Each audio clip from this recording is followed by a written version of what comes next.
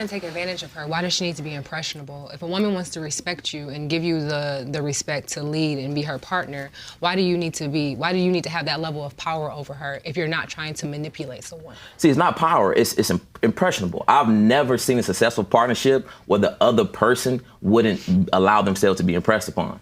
If I'm a person.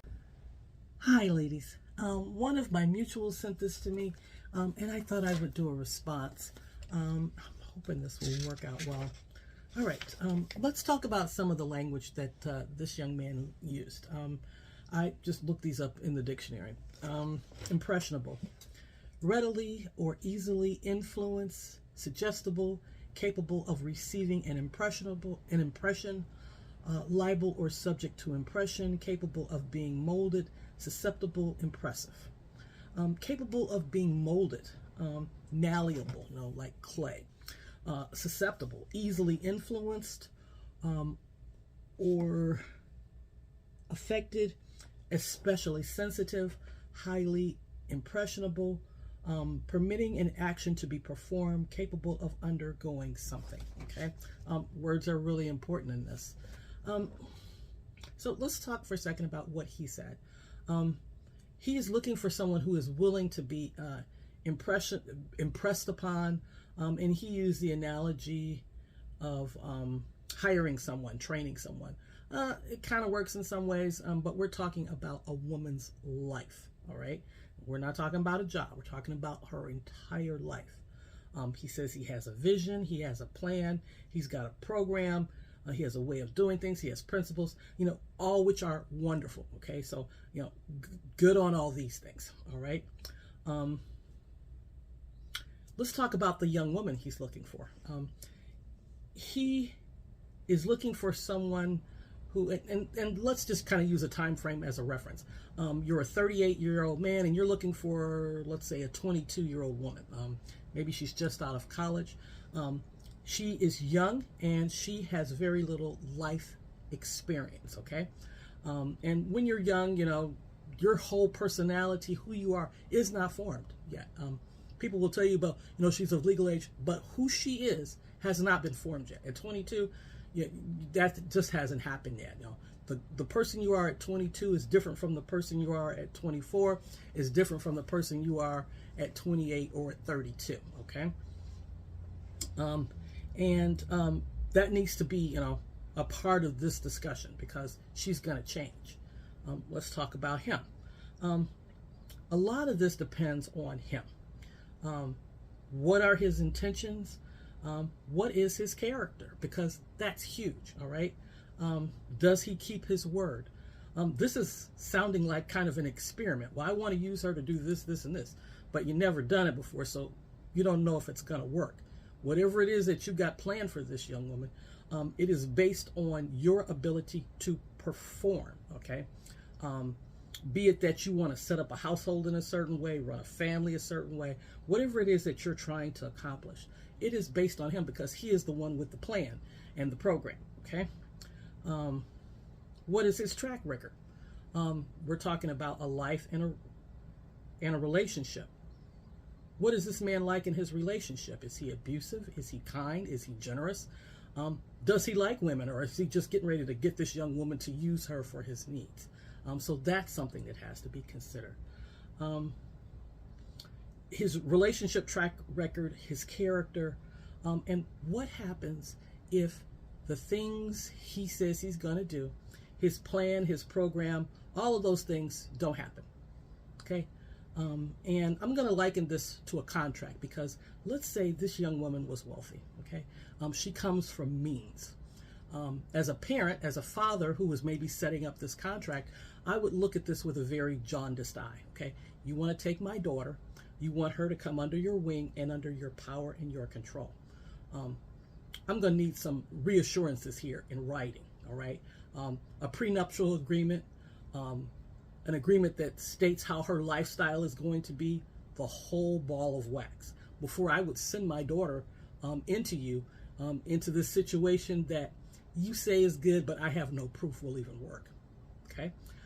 If I was a wealthy parent, I would say, okay, you say you're going to do this, so we're going to do a contract, all right? And people are probably thinking, this is about relationship. No, this is about promises. This is about what this man says he's going to do. So we're going to write out a contract because, you know, if you put it in writing, rather than having some assumptions, it's based on feelings, it's based on what you said that might, you know, in 10 years, I might not even remember what you said exactly. So this would require, if I was a person of means, a contract. We're going to write it all out, okay? What happens if this man fails to perform? What if all these plans and visions don't work out? What happens to my daughter? Let's say this is about money because you want a stay-at-home wife. How much money are we talking for her to be able to have in her bank account, which would be separate from yours, each month so that she could run a household adequately? Are you going to penny and nickel her, you know, dime and penny her to death? Or are you going to deliver a check into her checking account every month without fail for the rest of her life? That's a contract, okay? What kind of support system does she have? Because we're also talking emotional. She's under your wing, but she's miserable. What happens then? Because what I think tends to happen is people forget is that young women do grow up, all right? The young woman you have at 22 is not the same one you're going to have at 30, 35, all right? 10 years from now, she may be utterly miserable. What's her exit plan if she doesn't like you anymore? After all, she lives with you for a while and says, I don't even want this man anymore. A support system for her, we're talking money, we're talking the ability to determine if he is meeting the terms of the contract. Now, if you're just a regular person, how does this work?